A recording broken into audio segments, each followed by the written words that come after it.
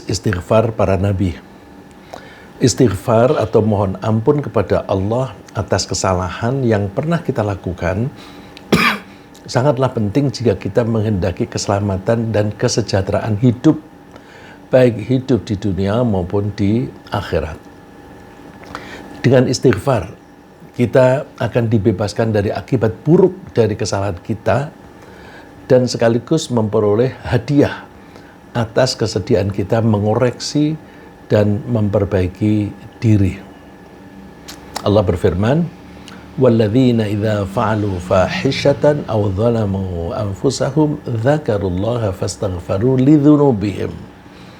Orang-orang yang dipuji oleh Allah antara lain adalah orang-orang yang ketika melakukan perbuatan keji, perbuatan yang buruk, atau menzalimi diri sendiri, lalu mereka ingat kepada Allah. Begitu ingat kepada Allah, langsung mereka mohon ampun atas dosa-dosa mereka. Wa may yaghfiru dzunuba illallah. Siapa yang bisa memaafkan dosa selain Allah? Secara tata bahasa, ini adalah bentuk kalimat tanya. Wa may yaghfiru dzunuba illallah. Siapa yang bisa mengampuni dosa-dosa selain Allah? Tapi pertanyaan itu yang dijawabnya tidak. Dengan demikian seringkali para santri menerjemahkannya tidak dalam bentuk kalimat tanya, tetapi dalam bentuk kalimat berita tapi negatif. Jadi wa may yaghfiru dzunuba illallah artinya tidak ada yang bisa mengampuni dosa-dosa selain Allah. Nah, setelah mereka mohon ampun kepada Allah, walam yusirru ala ma fa'alu wa hum ya'lamun. Mereka tidak mengulang dosa-dosa yang pernah mereka lakukan, dan mereka ulaika jazaohum maghfiratun min rabbihim wa jannatun tajri min tahtihal anharu khalidina fiha. Mereka akan memperoleh balasan dalam bentuk ampunan dari Tuhan mereka dan bahkan mendapatkan surga di mana mereka akan tinggal selamanya di sana yang di bawahnya mengalir sungai-sungai. Khalidina fiha, mereka kekal di sana. Wa ni'ma ajrul amilin, betapa baik pahala atau imbalan bagi orang yang beramal. Itu istighfar secara umum. Tentang bagaimana Allah merespon permohonan ampun hambanya bisa kita pelajari dari contoh yang diceritakan oleh Allah sendiri tentang para nabi. Dalam hal ini mudah-mudahan kita bisa membahas contoh yang terjadi pada Nabi Adam alaihissalam, Nabi Musa alaihissalam, dan Nabi Yunus alaihissalam. Cerita tentang istighfar mereka itu dicantumkan oleh Allah di dalam Al-Quran, sehingga kita yakin cerita itu pasti benar. Nabi Adam misalnya tergoda untuk memakan bagian dari suatu pohon di surga. Saya mengatakan bagian dari suatu pohon di surga karena di dalam Al-Quran tidak disebut apakah itu daunnya atau buahnya atau akarnya, tidak disebut. Hanya disebut bagian supaya kita tidak menyalahi, tidak lancang. Ya udah, kita katakan bagian dari suatu pohon. Suatu pohon ini tidak saya sebutkan namanya. Karena apa? Di dalam Al-Quran juga tidak disebut namanya. Tapi banyak orang menyebut itu buah khuldi. Kita tidak usah menyebut buah khuldi, karena yang menyebut khuldi itu setan. Jadi setan itu dalam rangka menipu Nabi Adam, dia memberi nama pohon itu adalah pohon abadi. Abadi bahasa Arabnya khuldi. Oleh karena itu kita jangan menyebut buah khuldi. Kalau kita menyebut buah khuldi berarti kita mengikuti apa yang dikatakan oleh setan. Ya. Jadi Nabi Adam itu tergoda untuk memakan bagian dari suatu pohon di surga yang Allah melarangnya untuk mengkonsumsinya. Lalu karena tertipu, oleh iblis, Nabi Adam memakannya. Tipuan iblis itu tidak tanggung-tanggung. Dia bersumpah atas nama Allah. Karena dia bersumpah atas nama Allah, Nabi Adam menganggap bahwa omongan dia benar. Padahal dia menipu. Allah menceritakan, وَقَالَ مَا نَهَاكُمَا رَبُّكُمَا عَنْ هَذِهِ الشَّجَرَةِ إِلَّا أَن تَكُونَا مَلَكَيْنِ أَوْ تَكُونَا مِنَ الْخَالِدِينَ. Iblis berkata kepada Adam, Tuhanmu tidak melarang kamu makan pohon ini, kecuali kalau kamu makan ini, kamu akan berubah menjadi malaikat dan kamu akan kekal di sini. Nah, dia menyebut khalidin, akar katanya sama dengan khuldi. Jadi iblis menipu bahwa kalau kamu makan ini, kamu akan menjadi malaikat dan kamu akan kekal. Nah, Allah melarang kamu makan ini karena kalau kamu makan ini, kamu berubah menjadi malaikat dan kekal di surga. Oleh karena itu, makan aja supaya kamu kekal di sini. Wa qasamahuma inni lakuma laminan nasihin. Dan iblis bersumpah kepada Nabi Adam dan istrinya bahwa dia betul-betul memberi nasihat yang benar. Gitu. Nah, menurut Allah, Nabi Adam dan istrinya telah melanggar dan melampaui batasan yang terlarang. Ya, karena dia dilarang, maka kalau dia melakukannya berarti dia melanggar larangan itu. Larangan itu seringkali juga disebut sebagai batasan. Silakan kamu makan apa saja kecuali ini. Nah, itu berarti kecuali itu batasan. Ya. Fa'akala minha fabadat lahuma sawa'atuhuma wa tafiqa yakhsifani 'alaihima min waraqil jannah. Maka keduanya memakan dari pohon itu, lalu nampaklah bagi keduanya aurat-auratnya, dan mulailah keduanya menutupinya dengan daun-daun yang ada di surga. Jadi otomatis begitu dia melakukan pelanggaran, pakaian itu lepas dari dia tidak punya pakaian lagi. Lalu dia mencari pohon, mengambil daunnya, dipakai untuk menutupi badannya. Nah, poin yang relevan di sini, wa'asa Adamu rabbahu faghawa. Durhakalah Adam kepada Tuhan dan sesatlah dia. Jadi Allah menyebut di dalam Al-Quran bahwa Nabi Adam itu telah durhaka. Kenapa durhaka? Dia melanggar atau melakukan apa yang dilarang oleh Allah. Nah, ini kita ambil pelajaran bahwa kalau Allah sudah melarang, kita jangan melanggarnya. Karena begitu kita melanggar, kita berarti durhaka. Kata durhaka di sini yang dipakai aso. Aso itu kata bendanya maksiat. Ya. Jadi kalau seseorang melakukan maksiat, berarti dia telah melakukan sesuatu yang dilarang oleh Allah. Dan Allah menyebutnya faghawa, dia sesat. Dia sudah melanggar, sesat lagi. Nah, namun Allah menyatakan bahwa Nabi Adam itu melanggarnya itu karena lupa. Nah, jadi kenapa Adam melanggar? Ya, dia lupa. Nah, ini lupa itu termasuk bagian dari kebiasaan manusia. Semua manusia itu diberi lupa oleh Allah. Kalau Allah memberi bawaan kepada manusia bahwa dia bisa lupa, tentu lupa itu sebagai sarana untuk hidup. Ya, karena itu sarana untuk hidup, berarti lupa itu bisa dimanfaatkan dengan baik, tapi lupa itu bisa menjerumuskan kita.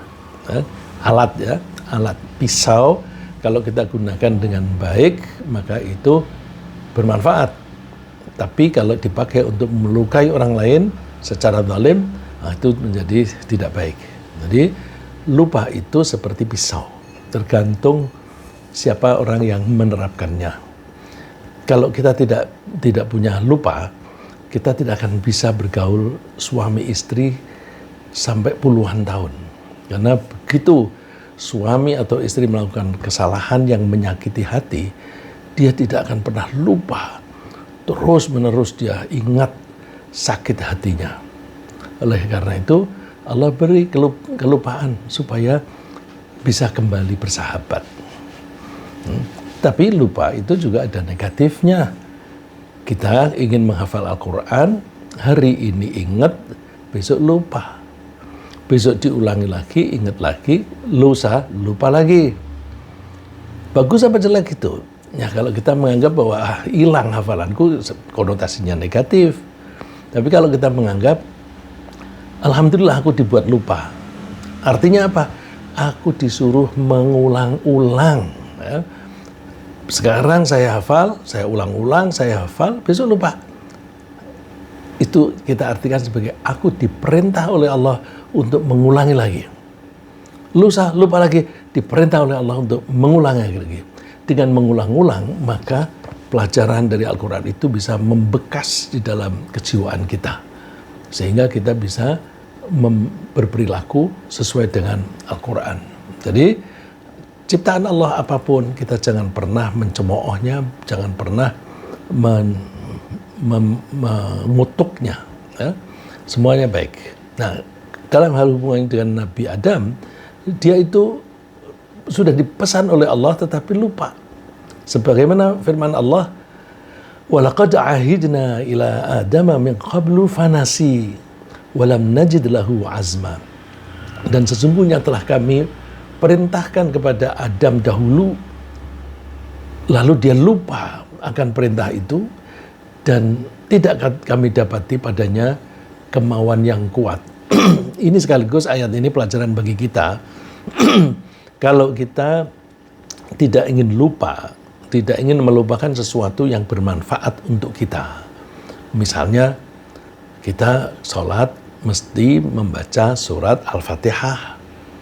Dan ketika sholat kita membaca itu tidak melihat teks. Kita harus hafal.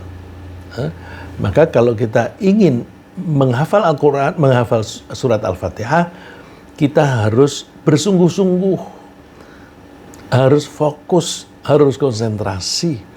Kalau kita sungguh-sungguh, maka kemungkinan besar kita tidak akan lupa. Tapi kalau ada orang mencoba menghafal Al-Fatihah, tetapi dia kurang serius, kurang bersungguh-sungguh, maka kemungkinan besar dia lupa. Nah, ini pelajaran. Jadi, salah satu cara untuk menghindari lupa adalah dengan komitmen yang kuat, usaha yang sungguh-sungguh. Allah menyebutnya walam najid lahu azma, kami tidak mendapatkan padanya kemauan yang kuat. Kemudian Nabi Adam alaihissalam dan istrinya merasa bersalah dan mohon ampun kepada Allah atas kesalahan mereka, sambil mengakui bahwa mereka telah berbuat aniaya terhadap diri mereka. Oleh karena itu, mereka mohon agar Allah mengampuni dan merahmati mereka, seraya mengakui bahwa sungguh mereka akan merugi jika Allah tidak mengampuni mereka. Coba kalau kita perhatikan, kalimat yang diucapkan oleh Nabi Adam dan istrinya, itu tidak ada kata istighfar. Astagfirullah nggak ada. Tapi efektif. Qala Rabbana zalamna anfusana wa illam taghfir lana wa tarhamna lanakunanna minal khasirin. Mereka berkata, wahai Tuhan, kami telah menganiaya diri kami sendiri. Kalau Engkau tidak mengampuni kami, tidak menyayangi kami, sungguh kami akan merugi. Nah, pelajaran yang bisa kita ambil adalah bahwa kalau kita ingin Allah mengampuni kita, kita harus mengakui kesalahan kita. Kita harus acknowledge, recognize, mengenali dan mengakui kesalahan kita itu apa. Karena kalau kita tidak mengenali kesalahan kita, kecenderungannya kita akan mengulangi lagi. Karena kita tidak menyadari bahwa itu salah.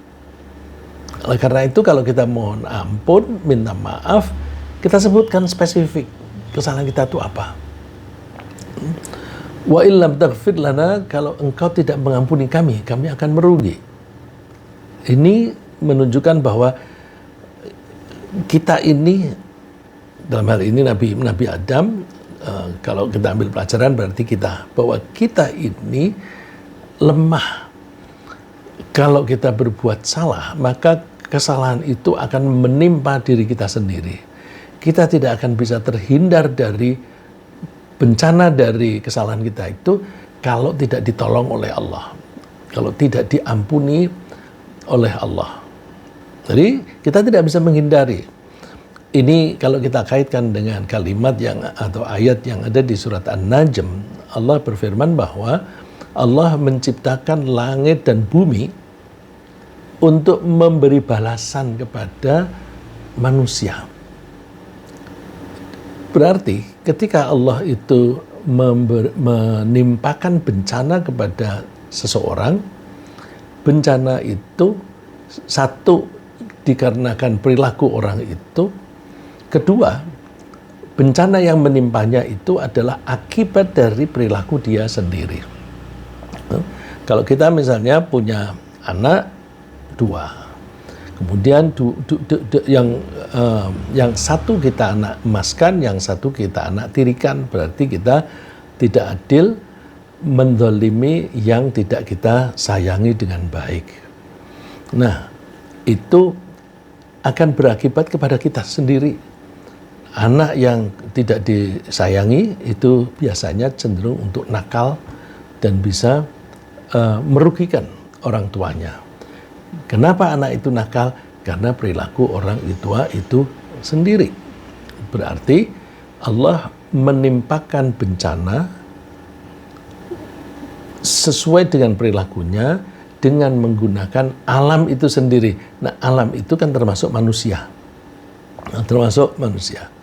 Kita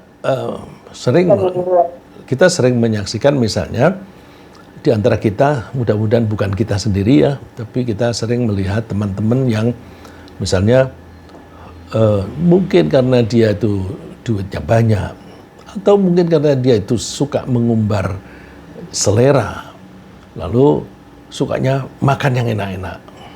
Pagi, siang, sore itu mintanya makannya yang enak-enak. Memang enak sih, dan dia merasa aku bisa bayar ini. Nah, orang yang semacam itu seringkali mudah terkena penyakit yang disebabkan oleh makan enak tadi. Makan enak itu kan misalnya dia makan makanan yang banyak kolesterol. Nah, kolesterol itu kan bagian dari alam. Jadi Allah menimpakan bencana dengan mekanisme alam itu sendiri. Kita hanya bisa terhindar itu kalau Allah mengampuni kita. Nah, Allah mengampuni kita kalau kita mengakui kesalahan itu, kemudian kita berhenti. Kalau tidak berhenti, dilanjutkan. Ya, mau kita minta ampun beribu-ribu kali ya, tetap saja akan tertimpa bencananya. Ya. Wa illam taghfir lana, kalau engkau tidak mengampuni kami, wa tarhamna, tidak menyayangi kami, sungguh kami akan merugi. Nah, ini kita ingat sabda Nabi bahwa kita masuk surga itu tidak bisa mengandalkan amal kita. Misalnya kita rajin sholat, tambah dengan sholat-sholat sunnah, rajin puasa, bukan hanya Ramadan tapi juga puasa-puasa yang sunnah. Apakah sholat dan puasa kita itu menjamin kita akan masuk surga? Tidak. Kita hanya bisa masuk surga kalau Allah sayang kepada kita. Kenapa begitu? Karena mutu sholat kita itu belum seperti yang diharapkan. Tidak ideal seperti yang dianjurkan. Karena sholat itu mesti khusyuk. Tapi ada saja godaan dan kita sudah berusaha untuk khusyuk. Nanti ada saja saat-saat yang kita lengah sehingga tidak konsentrasi lagi.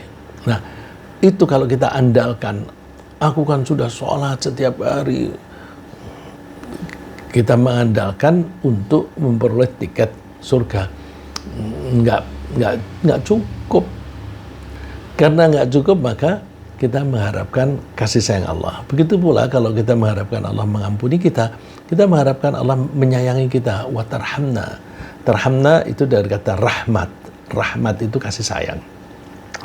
Jadi intinya adalah kita mengakui kesalahan kita, dan kita mengakui bahwa kesalahan itu kalau tidak diampuni oleh Allah, maka kita akan mendapatkan bencana dari situ. Nah, di sini tidak ada kata astaghfiru, minta ampun, tetapi ada kata wa illam taghfir lana, kalau engkau tidak mengampuni kami dan tidak menyayangi kami. Nah, itu kalau kita mohon ampun kepada Allah, kita cantumkan semacam itu. Karena ketulusan Nabi Adam dalam memohon ampun, maka Allah memaafkannya dan memberinya bimbingan. Nah, jadi kalau kita berbuat salah, kita mengaku, nanti kita akan dibimbing oleh Allah. Jangankan kepada Allah, kalau kita kepada orang tua kita atau kepada guru kita telah melakukan pelanggaran, kemudian kita mengakui telah berbuat salah.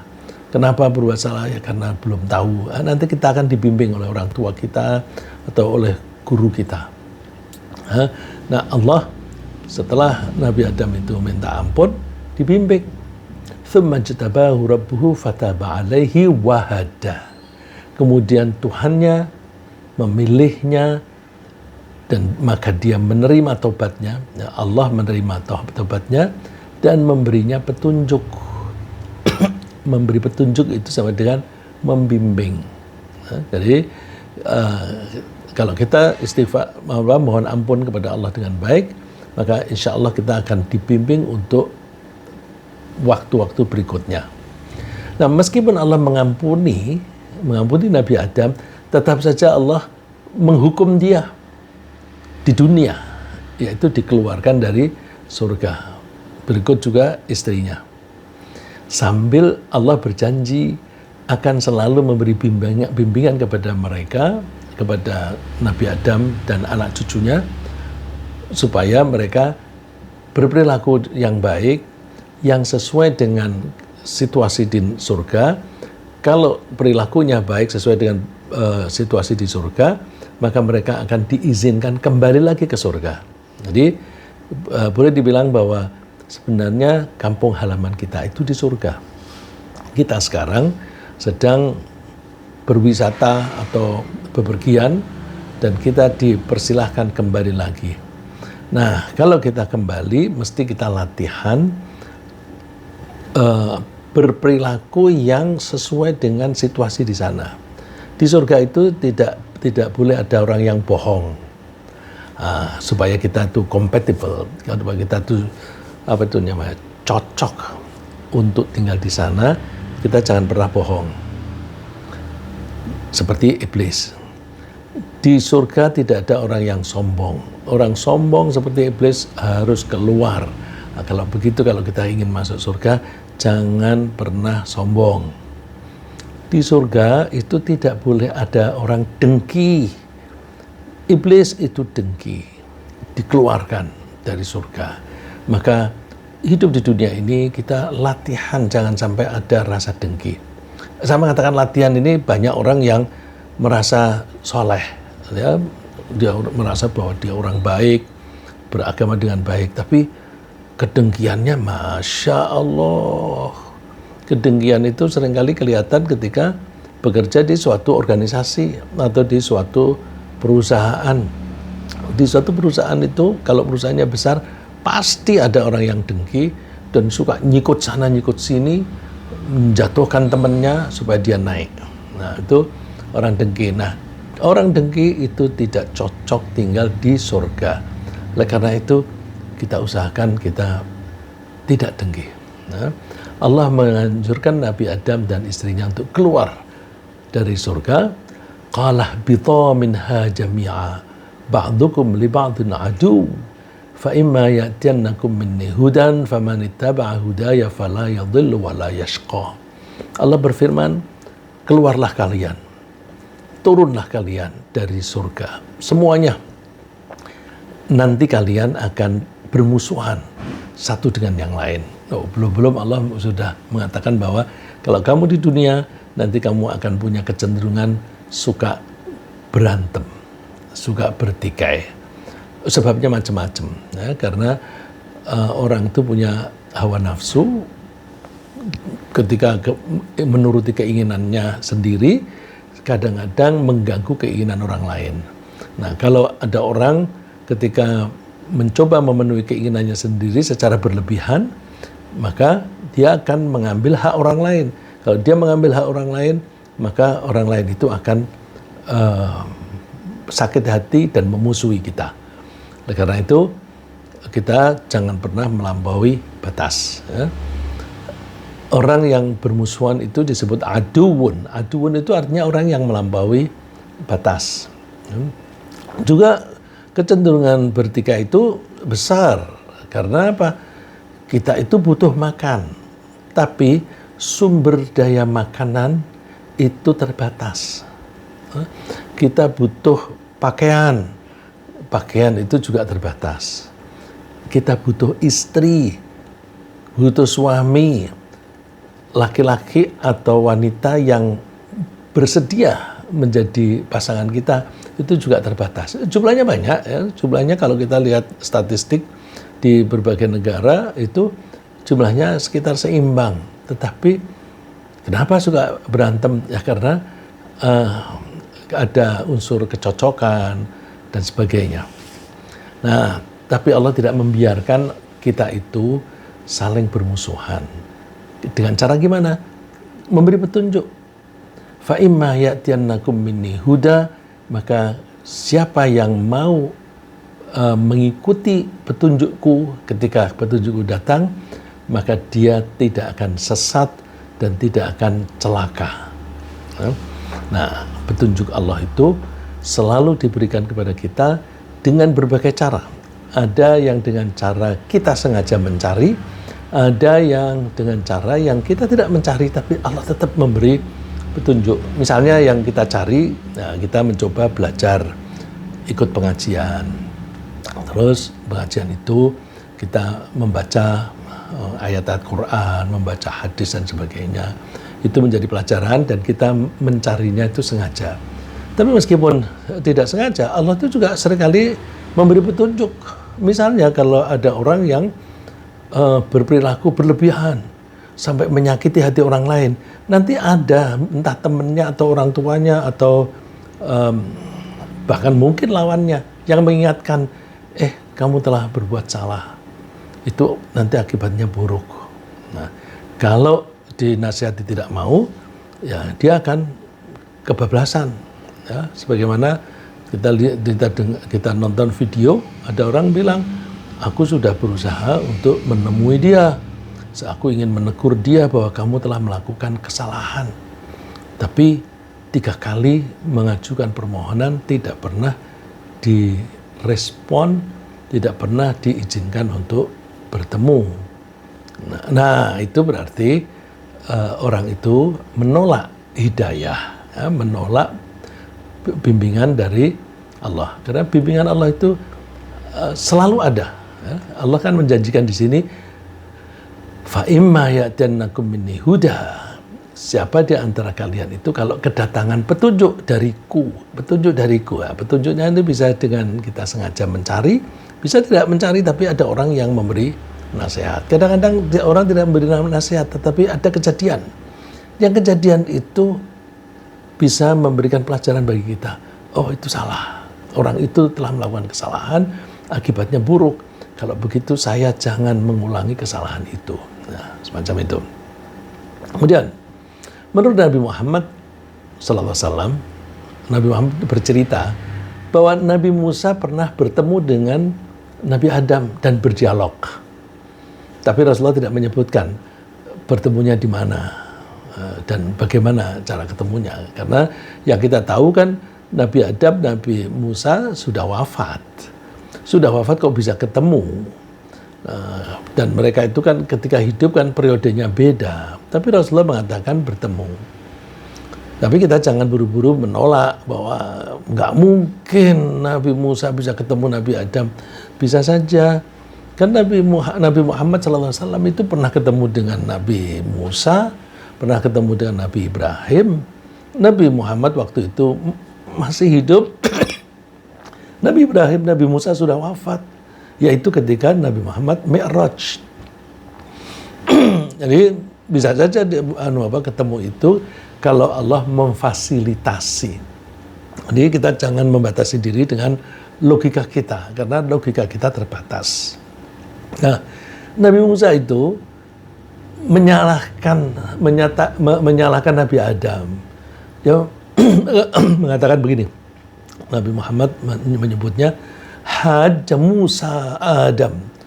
Nabi Musa berargumentasi kepada Nabi Adam. Faqalalah, Nabi Musa lalu mengatakan kepada Nabi Adam,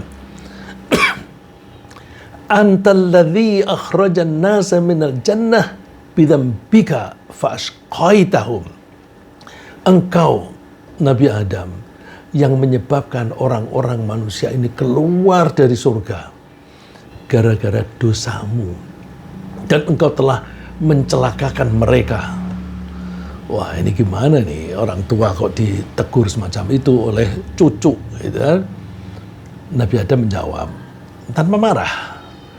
Qala Adam, ya Musa, antal ladzi istafaka Allahu bi risalatihi wa bi kalamihi, atau atalumuni ala amrin kataballahu alayya qabla an yakhluqani. Musa, Allah kan sudah memilih kamu untuk menjadi utusan, dan Allah telah memilih kamu untuk partner berbicara. Apakah kamu menyalahkan aku? Menyalahkan aku karena aku melakukan sesuatu yang sudah ditentukan oleh Allah. Bahwa aku makan pohon itu kan sudah ditentukan oleh Allah. Bahwa aku harus keluar dari surga, itu kan sudah ditentukan oleh Allah sebelum Allah menciptakan aku. Jadi sebelum Allah menciptakan aku, Allah itu sudah memutuskan bahwa aku tempat tinggalnya di bumi. Ay qaddarahu alayya qabla an yakhluqani. Lalu qala Rasulullah SAW, Rasulullah bersabda, melanjutkan ceritanya, memberi penilaian terhadap dialog mereka. Fahajja Adamu Musa. Nabi Adam mengalahkan argumentasi Nabi Musa. Cerita ini sahih ya, karena cerita ini diceritakan oleh Imam Bukhari dari Abu Hurairah. Dan orang-orang, para ulama menganggap bahwa buku yang paling benar setelah Al-Quran, ya, yang paling benar tentu Al-Quran. Urut-urutannya buku yang bisa dipertanggungjawabkan kebenarannya adalah hadis yang ditulis oleh Bukhari di dalam Sahih Bukhari. Beliau mengoleksi cerita-cerita tentang Nabi, dan dipilah-pilah mana yang betul-betul dari Nabi dengan membuat beberapa kriteria, sehingga dia dipercaya sebagai apa yang dia tulis di buku itu adalah hanya yang benar saja. Dan memang saat Nabi Adam itu belum ada, belum dibuat, Allah sudah memberitahukan kepada para malaikat bahwa Allah akan menciptakan makhluk yang akan tinggal di bumi, di buminya dunia, dan akan mengelola kehidupan di sana sebagai khalifah. Allah juga memberitahukan kepada para malaikat itu tentang perilaku makhluk tersebut, perilaku manusia. Makhluk itu adalah Nabi Adam alaihissalam dan cucu-cucunya. Ya, sebagaimana kita baca di Al-Quran, dan ini ayat ini terkenal. Wa idh qala rabbuka lil malaikati inni ja'ilun fil ardi khalifah. Qalu ataj'alu fiha man yufsidu fiha wa yasfiku ad-dima' wa nahnu nusabbihu bihamdika wa nuqaddisu lak. Qala inni a'lamu ma la ta'lamun. Ketika Tuhanmu berkata kepada para malaikat, aku akan, inni ja'ilun. Ja'ilun itu menunjukkan akan datang. Aku akan membuat di bumi makhluk yang berfungsi sebagai khalifah. Allah itu kalau memberitahukan ini komplit, ya, komplit dengan apa itu manusia, dibuat dari apa, dan kemampuannya apa, dan perilakunya bagaimana. Cuma Allah kalau bercerita di Al-Quran itu ringkas, sehingga tidak disebutkan uraian itu. Tetapi kita bisa memahami bahwa Allah memberikan penjelasan yang luas tentang karakter manusia. Buktinya apa? Buktinya malaikat bisa bertanya. Malaikat bertanya, ataj'alu fiha ma yufsidu fiha wa yasfikud dima? Apakah engkau akan membuat khalifah di muka bumi yang nanti akan melakukan kerusakan dan akan menumpahkan darah? Ini suka orang mengatakan malaikat tahu apa yang akan terjadi di masa yang akan datang. Tidak begitu. Karena kalau kita menganggap bahwa malaikat itu mengetahui apa yang akan terjadi masa datang tanpa diberitahu oleh Allah, itu berarti pemahaman itu bertentangan dengan Al-Quran itu sendiri.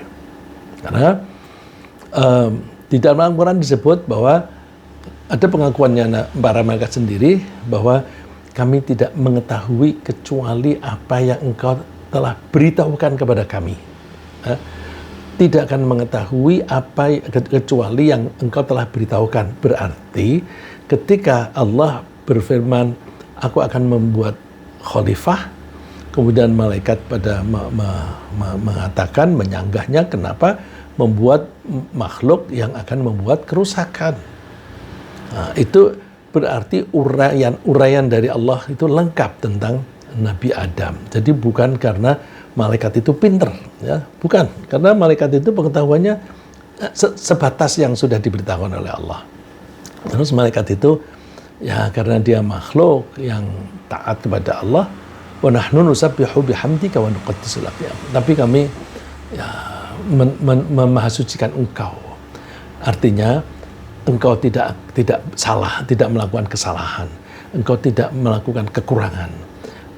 Engkau melakukan itu pasti dengan kebijaksanaan, dan kami akan tetap memahasucikan engkau. Lalu Allah mengatakan, inni a'lamu ma la ta'lamun. Aku mengerti apa yang kamu tidak tahu. Nah, jadi ini menunjukkan bahwa Nabi Adam sebelum diciptakan itu sudah ada keputusan bahwa Nabi Adam itu akan dikeluarkan dari surga, lalu tinggal di bumi dunia. Berarti kesalahan Nabi Adam itu termasuk bagian dari skenario Allah. Skenario Allah cuma dibuat ceritanya seperti itu. Tetapi dosanya Nabi Adam itu parah nggak? Saya mengatakan dosa karena Allah tadi kan menyebutnya wa'aso. Dan Nabi Adam itu bermaksiat. Dosanya Nabi Adam itu berat nggak? Tidak. Karena Nabi Adam itu melakukannya karena lupa. Ya. Allah kan mengampuni kalau kita itu melakukan kesalahan karena lupa. Nah, itu mengenai Nabi Adam. Coba saya menuju ke cerita Nabi Yunus alaihissalam. Beliau juga melakukan kesalahan. Tapi kesalahan yang dia lakukan itu bukan karena dia melakukan sesuatu yang dilarang oleh Allah. Dan juga bukan karena dia tidak melaksanakan perintah Allah, tapi karena beliau melakukan sesuatu sebelum menerima perintah dari Allah. Ya, saya ulang bahwa namanya pelanggaran itu atau maksiat itu kalau ada orang melakukan sesuatu yang dilarang oleh Allah, dilarang tapi dia lakukan, atau sebaliknya Allah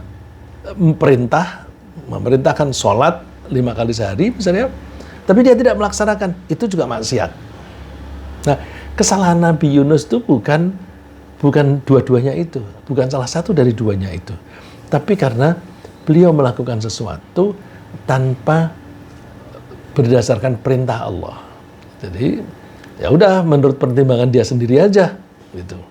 Nah, sudah menjadi norma bagi para utusan Allah. Para utusan Allah ini baik manusia maupun malaikat. Ya. Normanya itu bahwa mereka melakukan sesuatu hanya berdasarkan perintah Allah. Saya kasih contoh. Nabi Muhammad SAW itu menganjurkan para sahabatnya untuk hijrah, pindah dari Makkah ke Madinah. Lalu berangkatlah mereka meninggalkan Makkah. Abu Bakar masih tertinggal. Lalu Abu Bakar berinisiatif ingin menyusul teman-temannya yang sudah ke Madinah. Tapi beliau minta izin dulu kepada Nabi Muhammad SAW. Rasulullah, saya mau berangkat ke Madinah. Rasulullah melarang, jangan, kamu nunggu aku, bareng dengan aku. Nah, terus kapan? Rasulullah mengatakan, kalau sudah ada perintah dari Allah. Jadi Rasulullah menganjurkan para sahabatnya untuk hijrah, dia sendiri belum hijrah. Karena apa? Beliau tidak akan melakukan sesuatu kalau tidak ada perintah. Jadi perintahnya itu kan para sahabat harus berangkat, tapi dia belum. Nah, ketika sudah ada perintah, baru dia berangkat mengajak Abu Bakar. Ya. Begitu pula ada contoh lagi, suatu saat itu Nabi Muhammad SAW itu ingin sering bertemu dengan malaikat Jibril. Jibril, kenapa kamu tidak lebih sering lagi datang ke aku? Rupanya Nabi Muhammad senang kalau ketemu malaikat Jibril. Nah, malaikat Jibril jawabnya apa? Wa ma natanazzalu illa bi amri rabbik. Kami tidak akan turun ke bumi untuk apapun kecuali atas perintah Allah. Jadi memang normanya para utusan, baik itu manusia seperti Nabi Muhammad SAW dan juga para malaikat, itu tidak melakukan sesuatu kecuali atas perintah Allah. Nah, kembali kepada masalah Yunus. Suatu saat setelah kaumnya itu tidak mau menyembah Allah dan tidak mau meninggalkan kebiasaan mereka menyembah berhala, Nabi Yunus alaihissalam memberitahukan kepada mereka, memberitahukan informasi dari Allah, bahwa Allah akan menurunkan bencana kepada mereka dalam 3 hari. Tunggu, karena kalian tidak mau taat, menyembah Allah, Allah akan menghukum kalian. Tunggu dalam 3 hari. 3 hari ini seperti Nabi Soleh. Ya. Nabi Soleh itu seperti disebut di Al-Quran, karena ada yang menyembelih unta sebagai bukti dari Allah, itu mukjizat itu. Lalu Nabi Saleh mengatakan tunggu siksaan dari Allah dalam 3 hari. Nah, ini Nabi Yunus juga begitu. Nah, karena Allah akan menimpakan bencana semacam itu, Nabi Yunus meninggalkan kampung halaman supaya tidak terkena bencana. Nah, ini perhatikan Nabi Lut. Nabi Lut itu kan ketika akan terjadi bencana, diajak oleh para malaikat, ayo keluar kamu dan keluargamu. Nah, itu keluarnya itu bersama-sama dengan malaikat atas perintah Allah. Nah, ini Nabi Yunus tanpa perintah, dia langsung pergi dari kampung halamannya. Nah, karena pergi ini tanpa pamit, Allah menyebutnya abaqah. Abaqah itu pergi tanpa pamit. Kalau bahasa Jawanya itu minggat. Ya. Minggat. Wa inna Yunus alaminal mursalin. Sungguh Yunus itu termasuk utusan Allah. Idh abaqa ilal fulkil mashhun. Ketika dia itu pergi tanpa pamit, ya, ketika dia minggat menuju ke kapal yang syarat penumpang, yang penuh penumpang. Lalu datanglah ombak besar yang membahayakan kapal dan penumpangnya. Nah, khawatir kapal akan tenggelam karena terlalu banyak muatan, kaptennya mengusulkan agar ada orang yang dikorbankan supaya mengurangi beban kapal. Nah, dikorbannya itu dengan diceburin ke laut. Maka diadakanlah undian. Ternyata undian itu jatuh kepada beberapa orang termasuk Nabi Yunus. Orang-orang sudah pada mengenali Nabi Yunus, bahwa Nabi Yunus itu orang baik. Maka orang-orang keberatan, jangan orang ini dong, dia orang baik. Ya deh, coba kita undi lagi, diulang. Nabi Yunus kena lagi. Jangan. Terus diulang lagi sampai 3 kali, Nabi Yunus tetap dapat undian harus nyebur laut. Udah terpaksa dia dianjurkan untuk terjun. Nah, tapi Allah memerintahkan ikan besar. Ikan besar ini kalau di dalam Al-Quran disebut namanya tuh Nun. Nun. Karena ikan itu namanya Nun, Nabi Yunus dijuluki Dhunnun atau Dhannun, ya, yang memiliki nun. Beliau mengalami kegelapan yang gelap sekali di dalam perut.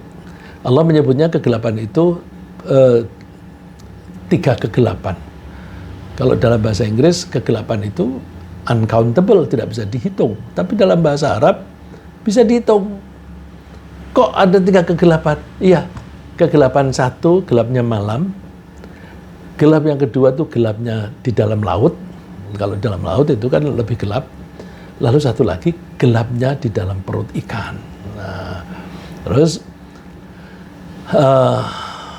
dia terpaksa harus terjun dan dimakan ikan seperti firman Allah, fasahama fakana minal mudhadhin. Kemudian dia ikut berundian, lalu dia termasuk orang yang kalah dalam undian. Faltaqamahul hutu wa huwa mulim. Maka dia ditelan oleh ikan besar dalam keadaan tercela. Pada saat itulah Nabi Yunus alaihissalam mengakui kesalahannya. Nah, ini istighfarnya. Mengakui kesalahannya di hadapan Allah. Beliau mengakui bahwa Allah Maha Suci yang tidak mungkin melakukan sesuatu kesalahan. Ya, berarti memang ini kesalahanku, bahwa aku harus masuk ke laut dan ditelan ikan ini, itu sudah keputusan Allah. Kemudian Allah, karena Nabi Yunus itu mengakui kesalahannya, Allah mengampuni dia dan memerintahkan ikan itu untuk memuntahkan Nabi Yunus di tepian. Allah menyebutnya wadhannuni idzahaba mughadiban fadhanna an lan naqdir alaih. Dan dhunnun, ya, tadi saya sebutkan nun itu nama ikan yang besar itu. Dia dijuluki Dhannun. Dan Yunus ketika dia pergi karena marah. Nah, di sini disebutnya mughadiban, marah kepada kaumnya, kepada masyarakatnya. Ini kan berarti perginya bukan karena Allah. Ya. Terus karena dia ditelan ikan, dia sudah tidak punya harapan bagaimana kecuali harapan dari Allah. Terus dia berdoa dalam kegelapan itu, doanya gini, istighfarnya dia, la ilaha illa anta subhanaka inni kuntu minadh dhalimin. Tidak ada Tuhan kecuali Engkau Allah, Maha Suci Engkau, dan aku telah melakukan kezaliman pada diri saya sendiri. Ya, jadi kalau kita mohon ampun kepada Allah, satu, kita mengakui keesaan Allah. Hanya Allah yang bisa menolong kita, hanya Allah yang bisa menyelamatkan kita, hanya Allah yang bisa mengampuni kita dan sebagainya. Subhanak, Maha Suci Engkau. Maha Suci itu Maha Suci dari sekutu dan kekurangan. Allah tidak mungkin salah ketika memutuskan aku harus terjun ke laut. Akulah yang salah. Akulah yang salah. Ini kuntu minadh dhalimin. Sungguh aku telah zalim. Berarti akulah yang salah. Karena dia mengakui kesalahannya dan tidak menyalahkan kepada Allah. Fastajabna lahu wa najainahu minal gham. Kami turuti keinginan dia untuk selamat. Kami selamatkan dari kegalauan, dari kesusahan. Wa kadzalika nunjil mu'minin. Demikianlah kami menyelamatkan orang-orang mukmin. Nah, ini kalau tadi Nabi Adam itu berbuat kesalahan kan termasuk bagian dari skenario-nya Allah. Bagaimana dengan Nabi Yunus? Ini juga skenario Allah. Karena dia setelah dimuntahkan oleh ikan, ya mungkin karena lama di beberapa saat itu di perut itu, nafasnya juga kurang lancar dan sebagainya. Terus dia dimuntahkan di tanah yang tandus, sakit, dalam keadaan sakit. Terus Allah menolong dia. Di dekat dia itu dibuat oleh Allah tumbuh labu, pohon labu. Pohon labu itu kan tidak naik ke atas, dia kan merambat dan buahnya di permukaan tanah. Nah, karena di permukaan tanah dia yang sakit itu bisa meraih itu, dan labu itu bisa dimakan tanpa dimasak atau dimasak. Nah, ini kita tidak tahu jenis labunya labu yang kayak apa. Kalau labu kita itu kan juga ada yang dimakan tanpa dimasak, juga ada yang enak gitu ya. Nah, di sana lalu dia sembuh kembali, lalu pulang. Ketika pulang, masyarakatnya takjub. Ini ajaib ini. Dia bisa tetap hidup padahal sudah ditelan ikan. Ini mukjizat. Lalu mereka menjadi percaya bahwa Nabi Yunus betul-betul utusan Allah dan mereka taubat. Mereka lalu mengimani Nabi Yunus. Nah, karena mereka mengimani Nabi Yunus, bencana yang tadinya akan ditimpakan kepada mereka oleh Allah dibatalkan. Ini sampai Allah menyebutnya di dalam Al-Quran bahwa masyarakat yang bisa terhindar dari bencana yang sudah direncanakan oleh Allah itu adalah contohnya kaumnya Nabi Yunus. Falaula kanat qaryatan amanat fanafa'aha imanuha illa qauma Yunus. Mengapa tidak ada penduduk suatu kota yang beriman lalu imannya itu bermanfaat kepadanya selain kaumnya Nabi Yunus? Ini kalau kepada individu, kalau kita sudah banyak melakukan kesalahan-kesalahan, mestinya kita tertimpa bencana dari kesalahan itu. Tapi kalau kita taubat kepada Allah, bencana itu bisa dicabut kembali, ya, tidak jadi ditimpakan pada kita. Ya. Lamma amanu, mohon maaf, lamma amanu kashafna anhumul azab, kashafna anhum azab al-khizi fil hayatid dunya. Ketika mereka itu beriman, kemudian kami hilangkan siksaan yang menghinakan mereka ketika di dunia. Wa mata'nahum ila hin, dan mereka diberi kenikmatan hidup sampai saat tertentu. Ya, jadi ternyata ya tetap aja ada keistimewaan para nabi bahwa kesalahan-kesalahan itu merupakan bagian dari skenario. Dengan keterbatasan waktu, saya ceritakan Nabi Musa secara ringkas saja, bahwa Nabi Musa itu melakukan kesalahan dengan memukul orang, lalu orangnya mati.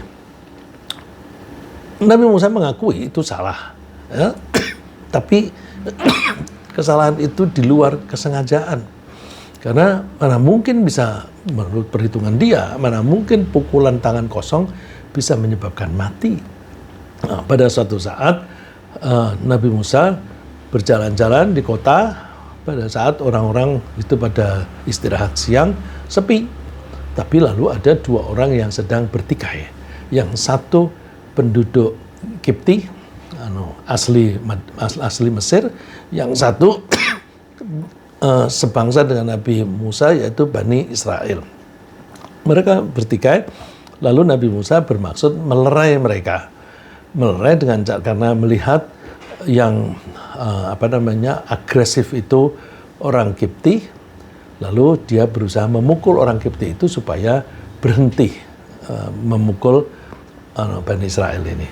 Ketika dipukul, ternyata mati. Nah, Nabi Musa mengakui bahwa itu perbuatan salah. Faqadha alaihi qala hadza min amali syaitan. Setelah dia mendapatkan orang itu mati, wah ini setan ini. Innahu aduwwum mudhillum mubin. Setan itu musuh yang sangat menyesatkan. Terus mohon ampun kepada Allah. Mohon ampunnya gini, bukan lalu astagfirullah juga ya. Tapi faghfirli, ya, ada kata ampunan. Rabbi inni zalamtu nafsi. Tuhan, aku telah menzalimi diriku. Nah, seperti tadi, pengakuan kesalahan diri. Faghfirli, maka ampunilah saya. Karena tulusnya, faghfaralah, Allah memaafkan dia. Innahu wal ghafurur rahim. Allah itu maha pengampun dan maha penyayang. Nah, kalau kita perhatikan, itu pun juga bagian dari skenario Allah. Karena Allah ingin mengutus seorang utusan di situ yang bisa menyelamatkan Bani Israel yang ditindas oleh Fir'aun. Penindasan itu melampaui batas karena bayi yang lahir laki-laki harus dibunuh. Kalau perempuan dibiarkan saja. Dan mereka statusnya diubah menjadi budak. Ya, jadi Fir'aun mengeluarkan dekret bahwa orang asing di sini harus menjadi budak. Nah, karena diperbudak dan bahkan dibunuh, maka Allah ingin menyelamatkan mereka. Nah, siapa yang bisa menyelamatkan? Yang bisa menyelamatkan adalah orang yang dekat dengan dua pihak. dekat dengan Bani Israel dan dekat dengan Fir'aun. Nah, maka diaturlah skenario Allah, bayi Bani Israel ditemukan oleh keluarga Fir'aun, dibesarkan di kerajaan sebagai anak angkat, kemudian dia melakukan kesalahan dengan membunuh orang itu tadi. Dengan melakukan kesalahan itu, dia ketakutan. Karena ketakutan, dia keluar dari Mesir. Nah, selama keluar dari Mesir, dia mendapatkan pelajaran-pelajaran tentang keimanan yang baik. Setelah dia mendapatkan keimanan yang baik, dia diutus oleh Allah, kembali kamu ke Mesir. Selamatkan itu orang-orang Bani Israel. Nah, dengan demikian, dia bisa berdialog dengan Fir'aun, dia bisa keluar masuk ke kerajaan dengan gampang. Kalau dia bukan orang yang dekat dengan keluarga Fir'aun, dia akan kesulitan untuk menemui Fir'aun. Ya, jadi itu memang bagian dari skenario. Nah, tapi jangan diambil pelajaran bahwa kalau kita sekarang ini sedang berbuat dosa, ini skenario Allah ini. Kita kan tidak pernah tahu skenario Allah. Nabi Musa kan tidak tahu. Kita tahunya itu setelah diceritakan di dalam Al-Quran. Oh begitu. Jadi kalau kita sedang melakukan dosa, jangan lalu terus berpretensi bahwa aku ini melakukan dosa ini karena memang diatur oleh Allah skenario-nya, nanti aku akan menjadi orang baik begini. Siapa yang menjamin?